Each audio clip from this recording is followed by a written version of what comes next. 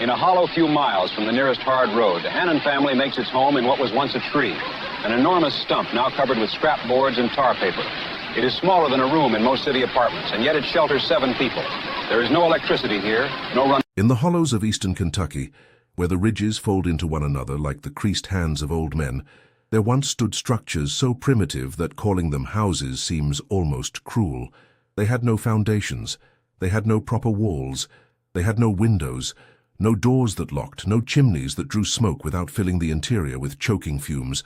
They were called stump houses, and they represented the absolute bottom of American shelter, the last stop before homelessness in a region where homelessness meant death. A stump house was exactly what the name implied. When timber companies moved through Appalachia in the late 19th and early 20th centuries, they felled the massive old-growth trees that had covered these mountains for millennia. The chestnuts, the oaks, the poplars, some of them 6 feet in diameter and older than the Republic itself, came crashing down and were dragged away to sawmills. What the companies left behind were stumps, enormous root, structures still anchored in the mountain soil, hollowed by rot and time into cavities that a desperate family might call home. The poorest of the poor found these stumps and moved in. They stretched canvas or burlap across the openings. They built fires inside when the hollow was large enough, or outside when it was not. They slept on beds of leaves and rags, huddled together for warmth that their shelters could not provide. They raised children in these places. They buried children from these places. They survived barely in conditions that most Americans could not imagine even in their worst nightmares. The Hannon family lived in a stump house in Letcher County, Kentucky, from 1912 until 1931. They were not the only family to inhabit such a dwelling, but they are among the few whose story can be partially reconstructed from the fragments that survive. Census records, county welfare reports, photographs taken by a visiting journalist, and the memories of descendants who still live in the region and still carry the shame that such poverty brands into family histories. This is their story. It is not comfortable. It offers no redemption, no triumphant emergence from suffering into prosperity. The Hannons did not become success stories. They did not rise from their stump house to build fortunes or found dynasties. They simply endured, year after year, in circumstances that should have killed them, and then they were gone. Their monument is a rotted stump in a hollow that floods every spring, long since collapsed into the earth, unmarked by any plaque or historical marker. But their story matters. It matters because the Gilded Age that built the mansions and the monuments also built the poverty that produced the stump houses. The same economic forces that concentrated wealth in the hands of Rockefellers and Vanderbilts stripped wealth from the mountains of Appalachia, leaving families like the Hannons with nothing but the abandoned debris of an extractive industry. The mansions and the stump houses are 2 sides of the same coin. You cannot understand one without understanding the other. To understand the Hannons, you must first understand what happened to Appalachia in the decades before they moved into their stump. You must understand the timber boom and the bust that followed. You must understand how an entire region was stripped of its resources, its people reduced to a labor force that could be exploited and discarded as market conditions demanded. You must understand how the richest forests in the eastern United States became the poorest communities in the nation. The story begins with the trees. The Appalachian Mountains in the mid-19th century contained the largest temperate hardwood forest on Earth. The trees were ancient, their root systems intertwined with the ecological history of the continent. The American chestnut dominated the ridges, producing nuts that fed wildlife and humans alike, producing lumber that built barns and fences across the eastern states. The white oak grew to diameters that modern foresters can barely comprehend, their wood prized for barrels and ships and flooring. The tulip poplar soared to heights that made them visible for miles, their straight trunks perfect for the sawmills that would eventually consume them. The people who lived among these forests understood their value, but did not exploit it systematically. They cut trees for their own use. They cleared land for farming in the narrow valley bottoms. They burned wood for heat and sold surplus timber to neighbors who needed it. But the scale was limited. The forests regenerated faster than the mountain people could harvest them. The ecological balance held. The railroads changed everything. Before the Civil War, the Appalachian forests were effectively inaccessible to large-scale commercial exploitation. The terrain was too rough for wagon transport of bulk materials. The rivers were too steep and rocky for reliable log drives. The trees might as well have been on the moon for all the profit distant investors could extract from them. The mountain people had their forests because no one else could take them. The railroads arrived in eastern Kentucky in the 1880s and 1890s. They snaked up the river valleys, following the only flat ground available, connecting isolated hollows to the national market for the first time. Behind them came the timber companies, agents with cash and contracts, buying rights to forests. That mountain families had considered theirs for generations. The legal mechanisms were often questionable. Many mountain families held their land through informal arrangements, their boundaries defined by rocks and streams rather than surveyed lines. Some had never filed proper deeds, others had deeds that were vague or contested. The timber companies employed lawyers who specialized in finding flaws in mountain land titles, in pressuring families to sign away rights they did not fully understand, in using the courts to extract resources from people who could not afford to fight back. The prices paid for timber rights were insulting even by the standards of the time. A company might pay a few dollars per acre for trees worth hundreds of times that amount when processed and shipped to market. Families who signed these contracts often did not realize what they were surrendering until the cutting crews arrived and the forests that had sustained them for generations began to fall. The cutting itself was apocalyptic. The companies did not practice selective harvesting. They did not plan for regeneration. They took everything of value and moved on, leaving behind a landscape of stumps and slash, of eroded hillsides and silted streams. The photographs from this era show devastation that resembles a war zone. Mile after mile of bare ridges, the ground torn and scarred, nothing green visible in any direction. The ecological consequences were immediate and severe. The forests had held the thin mountain soil in place. Without them, the spring rains washed that soil into the streams, choking the waterways that had provided fish and transportation. The forests had moderated temperatures, keeping the hollows cool in summer and protecting them from the worst winter winds. Without them, the climate became more extreme, the summers hotter, the winters more brutal. The forests had provided food, the chestnuts and berries and game that supplemented what families could grow in their gardens. Without them, hunger became a constant presence. The chestnut blight arrived in the early 20th century, finishing what the timber companies had started. The fungal disease, accidentally imported from Asia, spread through the remaining American chestnut trees with devastating speed. By 1930, virtually every mature chestnut in Appalachia was dead or dying. The trees that had been the backbone of the mountain ecosystem, that had fed families and livestock for generations, were gone. The stumps they left behind were enormous, monuments to a forest that would never return. It was into one of these stumps that the Hannon family moved in 1912.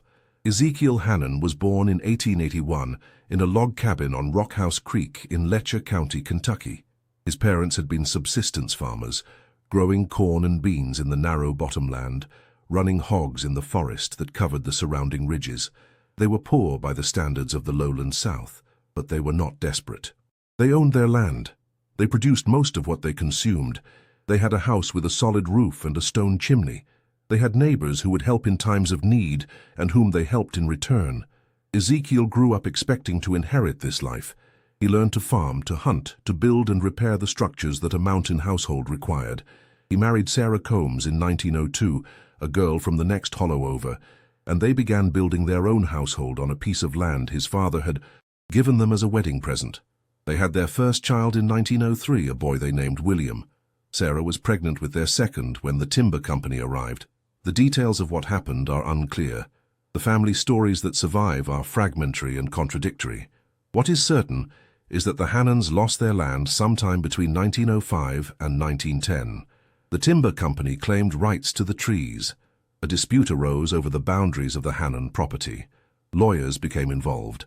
There was a court case that the Hannons lost, either because their deed was flawed, or because they could not afford proper legal representation, or because the judge had connections to the timber interests. The specifics vary depending on who tells the story. The outcome was devastation. The Hannons lost not just the trees but the land itself. The court ruled that their claim was invalid, that the property they had occupied for generations belonged to someone else. They were evicted from the cabin Ezekiel had built with his own hands. They had nowhere to go. The options for a dispossessed family in early 20th century Appalachia were limited. There was no welfare system, no government housing, no safety net of any kind. Churches provided some charity, but their resources were meager. Extended family might take you in, but everyone was struggling. The timber boom had disrupted the entire social fabric of the region. Families that had been stable for generations were suddenly landless, suddenly desperate, suddenly competing for resources that could not support them all.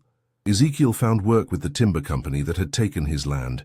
The irony was bitter, but the necessity was absolute. He had a wife and children to feed. The company was hiring men to cut trees and haul logs, paying wages that seemed generous compared to the nothing he would otherwise have earned. He joined the crews that were stripping the forest his family had once called home. The work was dangerous. Men died, regularly in the timber camps. Trees fell unpredictably. Log jams on the rivers released with explosive force. The saws and axes inflicted wounds that became infected without proper treatment. Medical care was almost non-existent. A man who was injured badly simply stopped earning wages, and his family stopped eating. Sarah took in washing and mending from families that still had homes. She gathered whatever food the stripped forest would still provide. She kept her children alive through a combination of desperate labor and occasional charity from neighbors who had little more than she did. The family moved from one temporary shelter to another, staying with relatives until they wore out their welcome, camping in abandoned buildings until someone chased them out. By 1912 they had 4 children and no options left. That was the year they found the Stump. The Stump stood on a hillside above Little Leatherwood Creek, in a hollow so narrow that sunlight reached the bottom only a few hours each day. It had been a chestnut tree, one of the giants that had dominated these ridges before the timber companies came. The tree had been cut in 1908 or 1909. The stump that remained was perhaps 8 feet in diameter, hollowed by rot into a cavity large enough for a family to shelter in if they were desperate enough. The Hannons were desperate enough. The arrangement was not unique. Other families in similar circumstances had found similar solutions. The massive stumps left by the timber industry provided ready-made shelters that required minimal construction to make marginally habitable. A canvas tarp stretched across the opening provided some protection from rain. Mud and leaves packed into the gaps reduced the drafts. A fire pit dug into the floor, and a hole cut through the root structure created a crude chimney that worked poorly, but worked. The interior space of the Hannon stump house measured approximately 6 feet in diameter at the base, narrowing as it rose. The ceiling, formed by the rotted interior of the trunk, was perhaps 5 feet high at the center. An adult could not stand fully upright. The floor was dirt, packed hard by generations of the tree's growth, now softened by the dampness that seeped up from the saturated mountain soil. 6 people lived in this space. Ezekiel and Sarah slept on one side, their bodies curved around each other and around the youngest child. The 3 older children slept on the other side, layered together like puppies. For warmth, their bedding consisted of corn shucks stuffed into burlap sacks, covered by blankets so worn that the original fabric was barely visible beneath the patches. The fire was the center of everything. Without it, the family would have frozen in winter. With it, they risked the smoke that filled the small space whenever the wind shifted wrong, the burns that came from sleeping too close, the ever-present danger that a spark would ignite the dry walls and turn their shelter into a crematorium. Sarah cooked over this fire, bending into the low space to tend pots and pans that had been her mother's wedding presents. The children ate what she could provide, cornmeal mush most days, occasionally a piece of pork or a wild rabbit their father had managed to catch.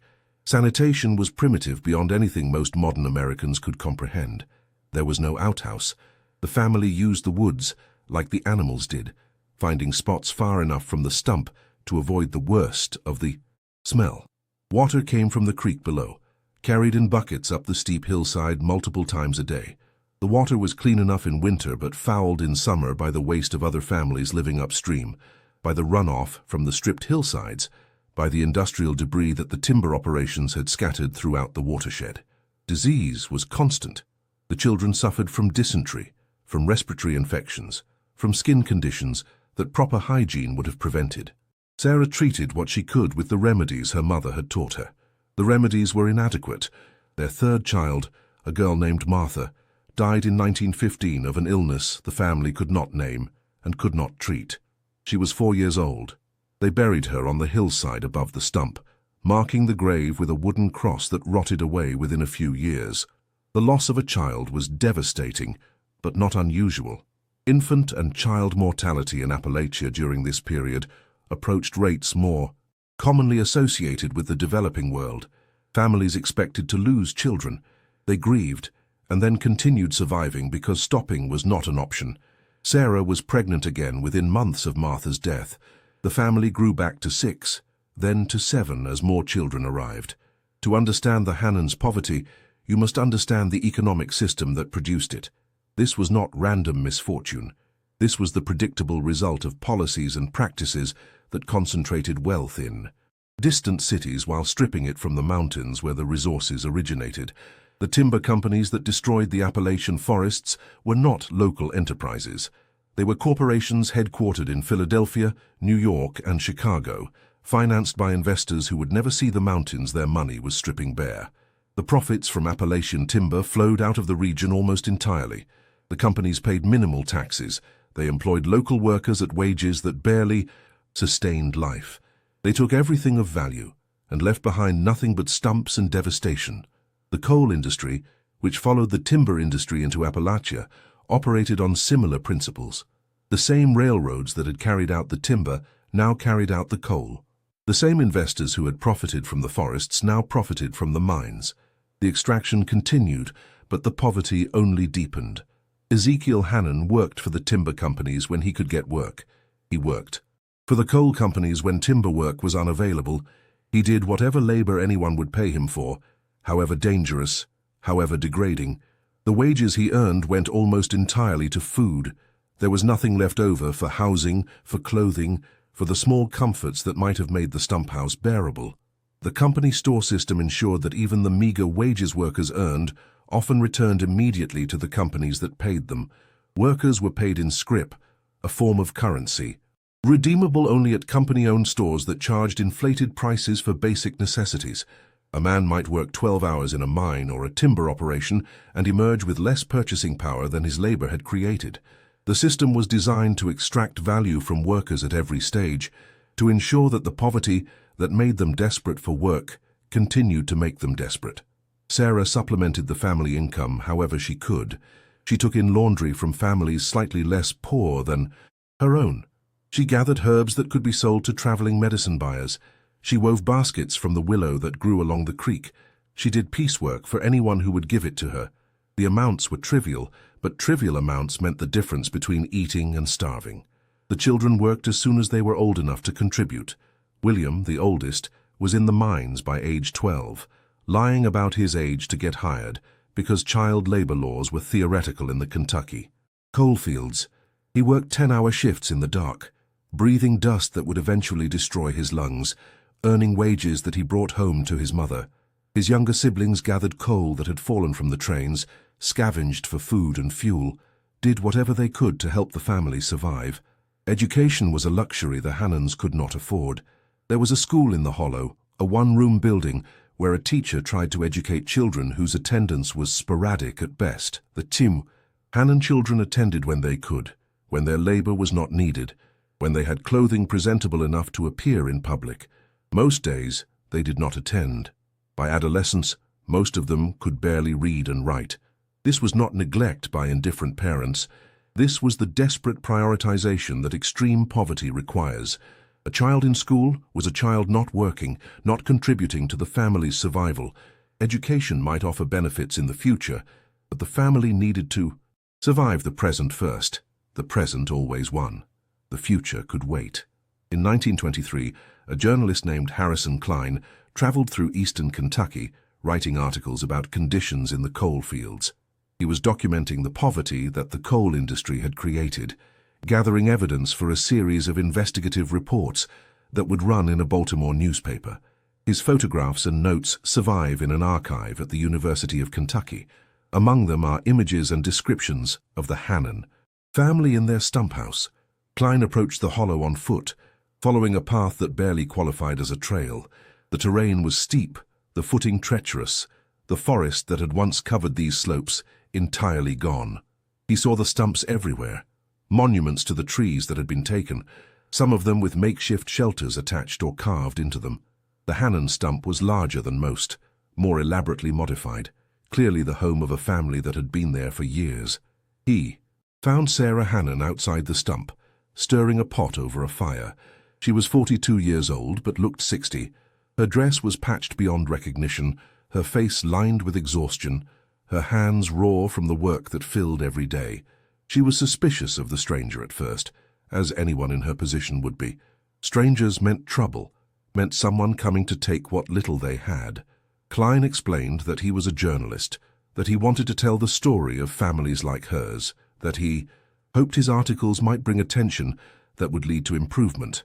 Sarah laughed at that, a bitter sound that had no humor in it.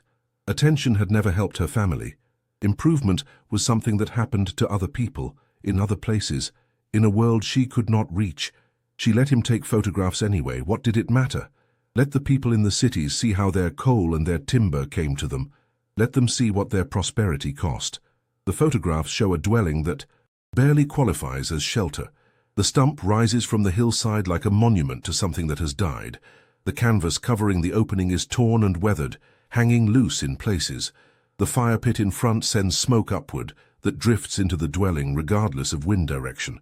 Children peer from the darkness inside, their faces visible only as pale shapes against the black interior.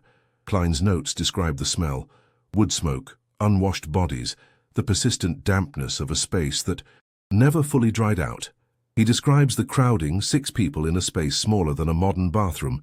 He describes the obvious malnutrition, the skin conditions, the chronic coughs that suggested respiratory disease.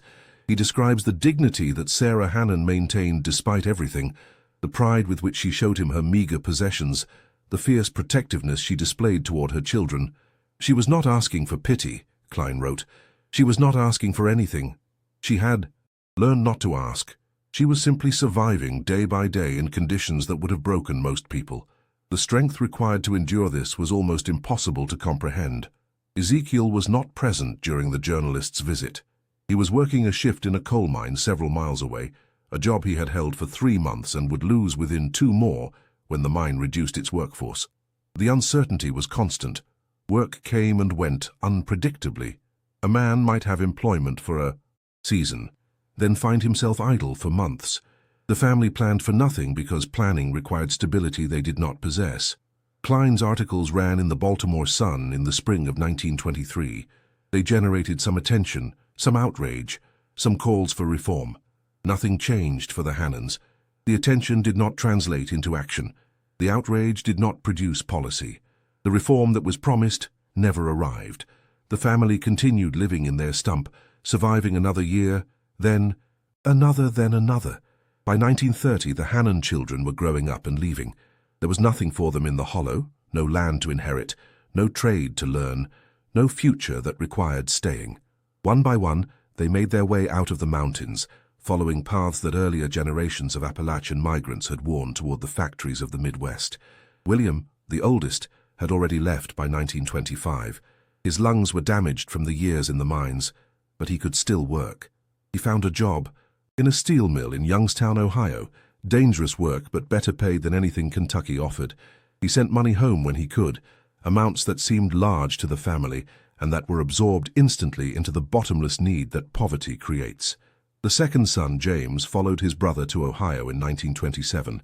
The third child, a daughter named Elizabeth, married a man from a neighboring hollow who had found work in the coal fields of West Virginia. The marriage got her out of the stump house, but not out of poverty. She would spend her life in company housing that was only marginally better than what she had left behind. The younger children remained with Ezekiel and Sarah through the end of the 1920s. The family was smaller now, the stump house less crowded, the resources stretched less desperately thin, but Ezekiel and Sarah were aging, their bodies worn down by decades of labor and deprivation. The work that had sustained them was becoming impossible to perform. The Great Depression arrived in 1929, and it hit Appalachia with particular force. The coal industry, already struggling, collapsed further. The factories in Ohio and Pennsylvania that had absorbed Appalachian migrants began laying off workers by the thousands. The wages that William and James had been sending home stopped arriving. The small economy of the Hollow, already impoverished, contracted to almost nothing. Sarah Hannon died in the winter of 1930. The cause was listed on her death certificate as pneumonia, but the real cause was decades of malnutrition, overwork, and exposure that had destroyed her body long before the pneumonia finished the job. She was 49 years old.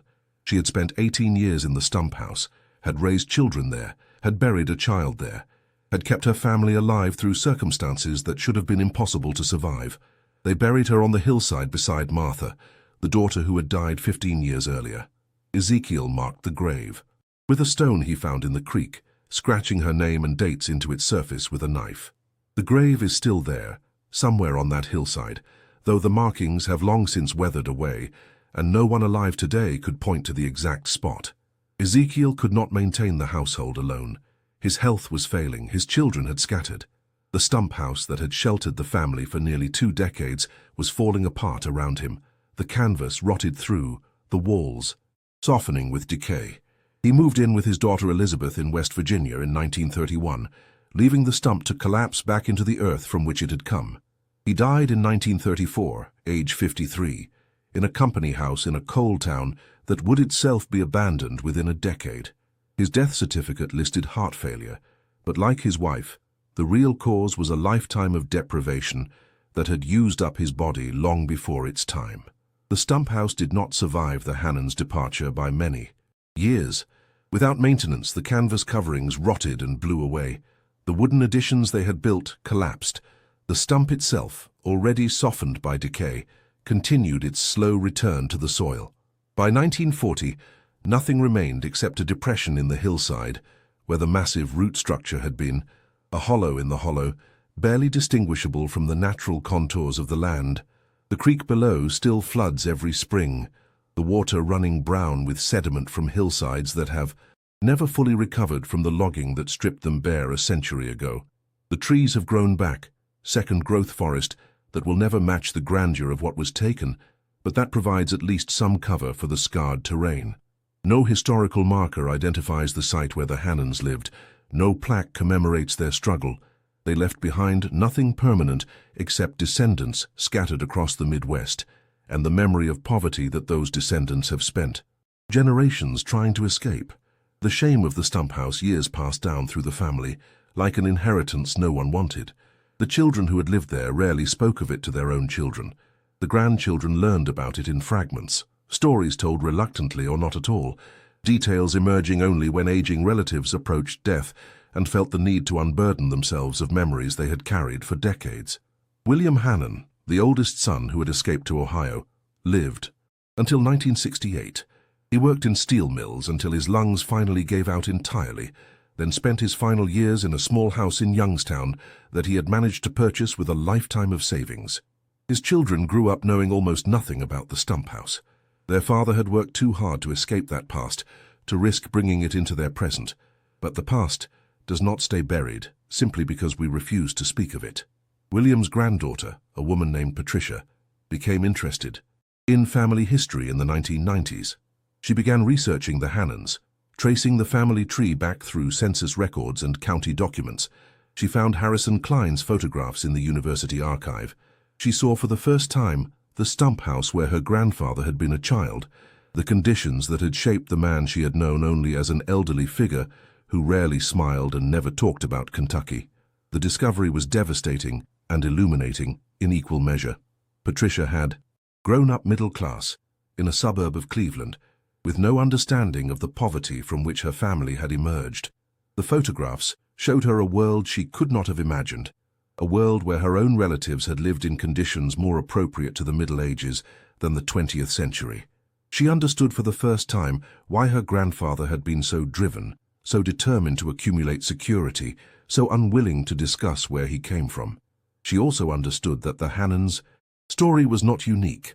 The archives contained photographs of dozens of Stump houses, of hundreds of families living in conditions equally desperate. The poverty that had shaped her grandfather was the poverty that had shaped an entire region.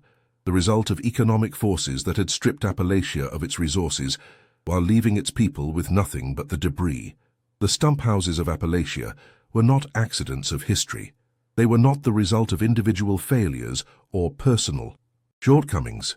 They were the predictable consequence of an economic system that treated the mountains as a resource to be exploited and the mountain people as a labor force to be used and discarded. The timber companies that stripped the forests operated under legal frameworks that allowed them to externalize virtually all of their costs. They paid minimal taxes.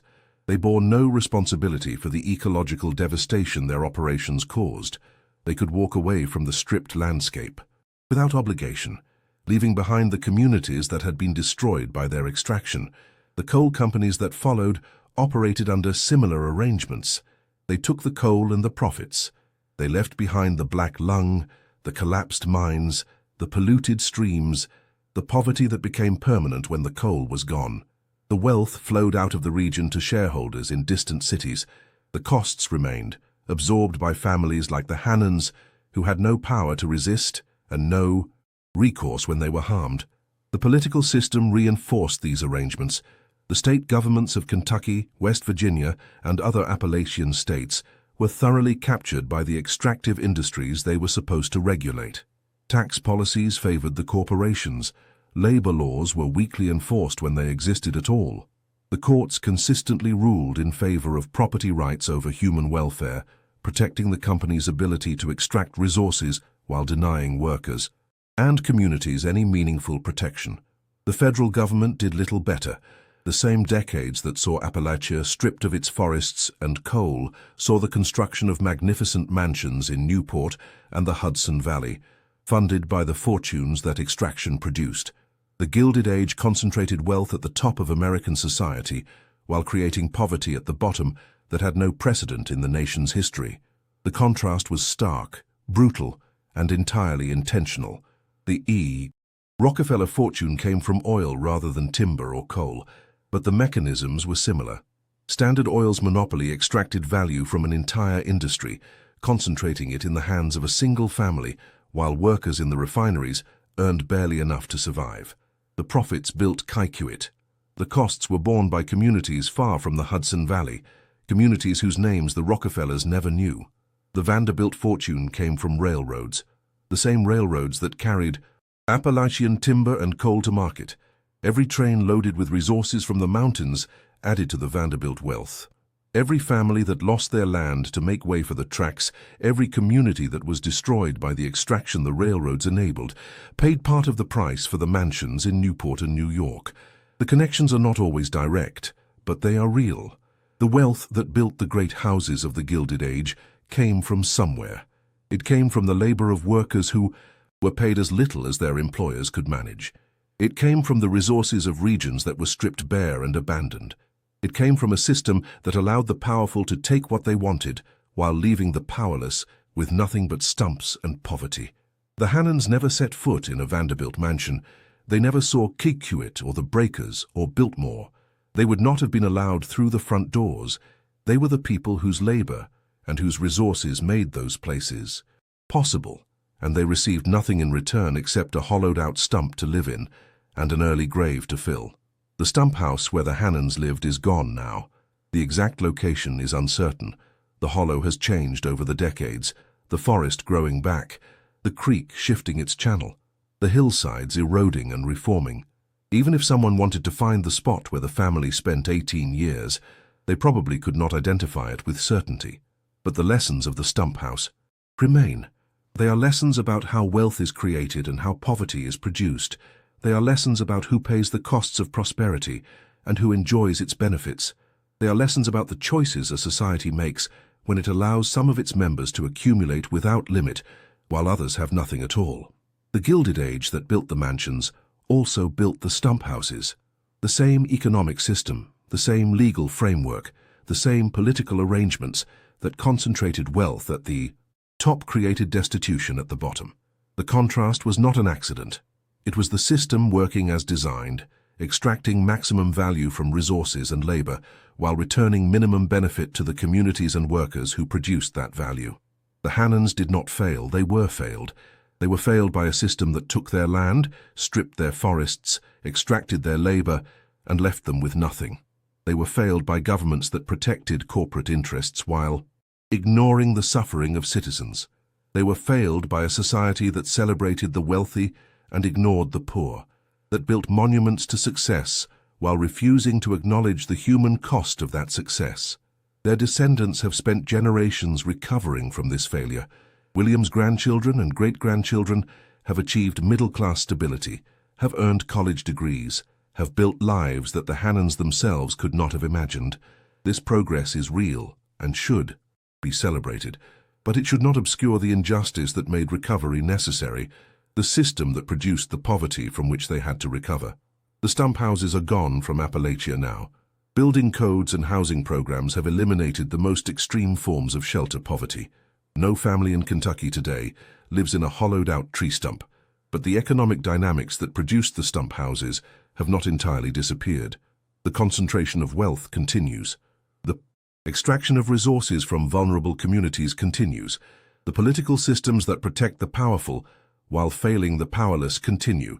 The mansions of the Gilded Age have become museums and tourist attractions. Visitors walk through Kykuit and the breakers and Biltmore, admiring the architecture, the gardens, the art collections. They learn about the families who built these places, their philanthropy, their contributions to American culture. They rarely learn about the families, like the Hannons, whose labor and whose resources made the mansions possible, who lived in stump houses while the wealthy lived in palaces. This is not just a failure of interpretation. It is a failure of moral imagination. We cannot understand the mansions without understanding the stump houses. We cannot celebrate the wealth without acknowledging the poverty. We cannot admire the beauty without confronting the cost. The Hannon family deserves to be remembered, not as victims, though they were victimized, not as statistics, though their story fits patterns that affected thousands of families. They deserve to be remembered as human beings who endured circumstances that should have been impossible to survive, who maintained dignity and love and hope in conditions designed to crush all three, who did everything in their power to give their children a chance at a better life. Sarah Hannon, stirring her pot over a fire in front of a stump house, feeding children she had raised in conditions that most Americans could not imagine. She was as much a part of American history as the Rockefellers in their mansion overlooking the Hudson. Her story is as important as theirs. Her struggle matters as much as their success. The stump house is gone, but its memory should endure, not as a curiosity or a horror story, but as a challenge.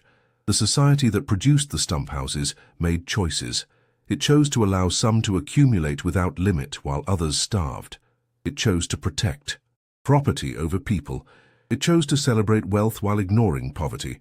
We are still making choices. The questions the stump house poses are still with us. What do we owe to each other? What are the limits of accumulation? What is the cost of our prosperity, and who is paying it? The Hannons paid the cost. They paid it in hunger and cold and disease and early death. They paid it in a stump house on a Kentucky hillside, in graves unmarked and forgotten, in a hollow that has erased almost every trace of their existence. We should not forget them. We should not be allowed to forget them. Epilogue. The hollow after the rain. In the spring of every year, Little Leatherwood Creek rises with the snowmelt and the rain. The water runs brown with sediment from hillsides that will never fully heal from the logging that stripped them bare more than a century ago.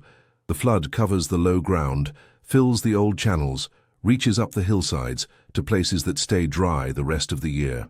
Somewhere on one of those hillsides, beneath the second-growth forest that has reclaimed the hollow, is the depression where the Hannon stump house once stood. The stump itself is entirely gone now, rotted back into the soil, indistinguishable from the earth around it. The canvas and wood that the family added have disappeared. Sarah's cooking fire has left no trace. The graves of Sarah and Martha, mother and daughter, are somewhere nearby, unmarked and unfindable. The forest has grown back, but it is not the forest that was here before. The American chestnut is extinct. The old-growth trees that took centuries to reach their full size are gone forever. What stands now is younger, smaller, less diverse than what the timber companies took. The hollow has recovered, but it has not returned to what it was. Some losses are permanent.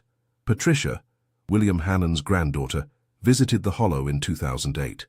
She had spent years researching her family's history, had seen the photographs in the University Archive, had pieced together the story of the Stump house from fragments and records and reluctant relatives. She wanted to see the place where her grandfather had been a child, the place that had shaped everything that came after. She found a narrow valley covered with forest, a creek running through the bottom, hillsides rising steeply on both sides. There was no sign of the Stump house. There was no sign that anyone had ever lived here at all. The hollow had swallowed the Hannons, as completely as it had swallowed the massive trees that once covered these ridges.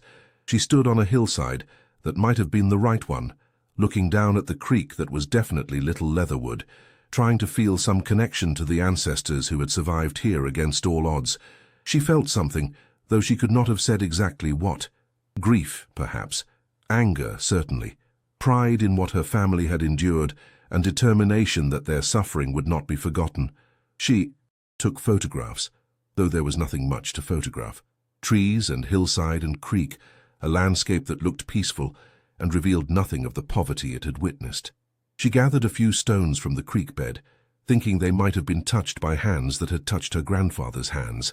She said a prayer for Sarah and Martha, buried somewhere above her, their graves lost to time and weather and the indifference that poverty teaches.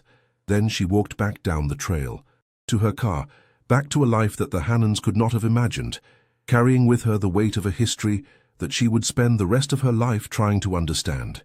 The hollow remains. The creek still floods every spring. The hillsides still erode when the rain falls hard. The forest still grows, slowly healing the wounds that the timber companies inflicted more than a century ago.